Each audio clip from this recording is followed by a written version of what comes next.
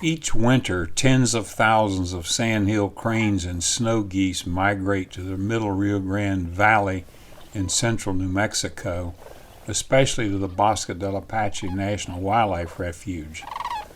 The birds roost in wetland ponds during the night for protection from predators. Cranes typically take off in small groups, unlike snow geese that may suddenly erupt in a single mass takeoff of many hundreds of birds. The cranes will lean forward for a running start to get airborne, but they sure take their time about it.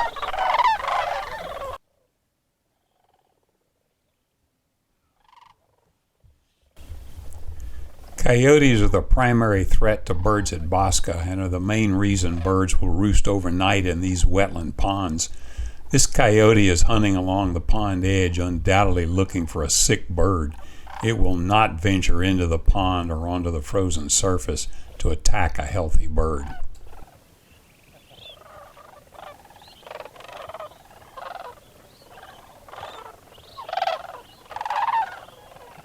As the sun rises higher and the cranes begin to warm up, more and more will take off for the nearby fields, and most will have flown by about an hour after sunrise, only to return once again at sunset.